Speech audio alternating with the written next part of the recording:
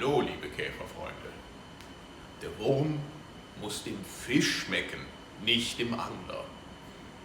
Diese einfache Lebensweisheit sollte sich mal die deutsche Theaterszene hinter die Ohren schreiben, die konsequent nur das produziert, was primär ihr selber gut gefällt und sich einen Dreck darum schert, ob's dem Kunden auch gefällt.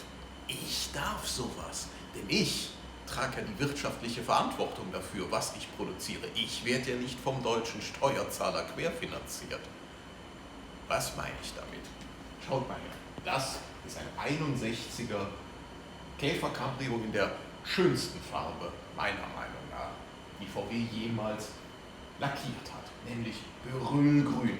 Das kommt 1961 und war eine der neuen Pastellfarben neben Türkis und Pastellblau. 1961 gab es auch andere dolle Farben und 1961 beginnt bei VW etwas, was es vorher nicht gab, nämlich eine wilde Farborgie. Man begann bei Volkswagen so kleine Details wie zum Beispiel die Kotflügelkeder farblich auf die Außenfarbe des Wagens abzustimmen. Und bei Berylgrün hieß das, dass die Kotflügelkeder auch Berylgrün waren. Jetzt ist das bei dem Auto aber nicht so, weil das Auto ist in den 80er Jahren mal restauriert worden und es gab schon in den 80ern keine berylgrünen Kotflügelkeder mehr. Es gab die auch in den 70ern nicht mehr. VW hat das sehr, sehr schnell wegrationalisiert und hat die farbigen Kotflügelkeder im Ersatzteilwesen durch schwarze ersetzt. War halt billiger und funktioniert natürlich auch in schwarz. Aber wir wollen es heute natürlich schön haben und jetzt komme ich da zum Punkt. Ich trage ja die wirtschaftliche Verantwortung dafür, auch so Nischenprodukte zu produzieren und ob die sich hinterher verkaufen, ob ihr sie dann auch kauft, das hoffe ich natürlich sehr, aber ich weiß es nicht genau, aber ich stehe ja dafür gerade. So, es ist ja nicht nur so, dass an so einem 61er die Kotflügelkeder farblich abgestimmt waren. Nein, nein, auch die Trittbrettbelege waren in Farbe. Auch das ist hier leider nicht der Fall. Super selten, es gehören zitrusgelbe Trittbrettbelege dran. Was richtig ist und an diesem Auto noch vorhanden ist, das hydratgrüne Lenkrad. Schaut mal, das sieht total irre aus. Gibt es erst ab 61 und war 63 schon wieder aus dem Programm raus. Da kehrte VW zurück zur einheitssilbernen Farbe für die Lenkräder, weil das natürlich ein bisschen teuer war, auf jede Außenfarbe ein farblich abgestimmtes Lenkrad zu produzieren. Aber ist das nicht sexy? Das ist wirklich toll. So, was habe ich jetzt gemacht?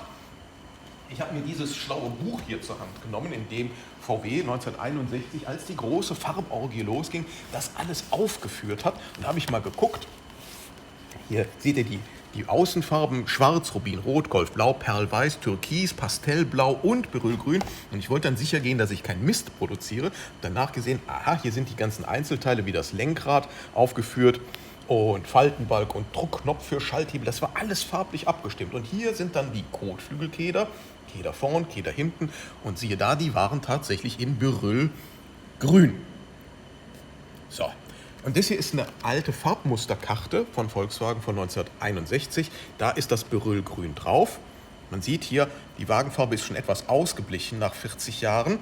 Macht aber nichts, steht dem Auto auch gut. So ein bisschen morbider Charme, hat ja auch was für sich. Und mit dieser Farbmusterkarte bin ich dann zum Hersteller dieser Kotflügelkeder gegangen. Den gibt es nämlich noch.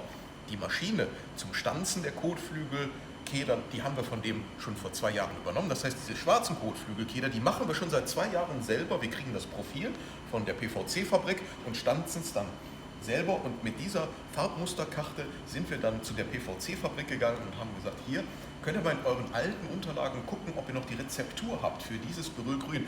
Und sie hatten es. Schaut mal hier. Und dann haben wir jetzt diese meterware PVC-Profil bekommen. Und guck mal, das ist ziemlich gut geworden hier.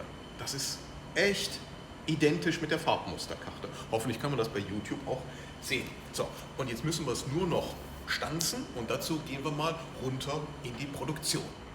Schaut mal, das ist jetzt die Kotflügelkeder-Stanzmaschine. Super deutsches Wort. Wunderbar, was man mit Sprache so machen kann. Und wunderbar, was wir hier so machen können. Dieses Ding ist von 1971 und ist tatsächlich die originale Maschine, wofür Volkswagen jahrzehntelang dieser Kotflügelkeder gestanzt wurde. Guckt euch das an. Hier, dann sind hier diese kleinen Messerchen, die drücken auf das Profil drauf und stanzen dann hier die Löcher für die Kotflügelkederbefestigungsschrauben aus. Und hier hinten haben wir uns selbst gebastelt. Eine Abrollvorrichtung. Hier ist eine ganze Spule. Sieht man hier? Da ist das Profil. Eine ganze Spule mit ein paar hundert Metern berüllgrünen Kedermaterial drauf. Und das haben wir aus einer Käferfelge mit einer Käferradnabe, mit einem Käferradlager gebaut, damit das schön schmusig weich hier läuft. Und das Ganze muss eine bestimmte Temperatur haben. Da ist ein kleiner Ofen drin, der das auf Temperatur hält. Denn das muss hier reinlaufen und darf nicht zu kalt sein, dann bleibt das in der Maschine stecken. Es darf aber auch nicht zu weich sein, dann kann man es nicht richtig durchstanzen. Da haben wir also lange dran rumgebastelt, bis das funktioniert. So.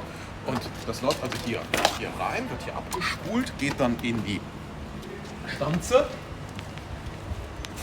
Und dann kommt der Peter, das ist der große Fachmann für diese Maschine. Der drückt dann auf den Knopf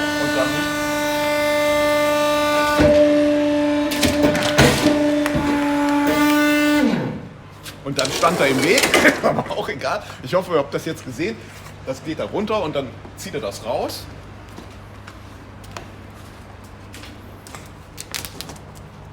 Ja.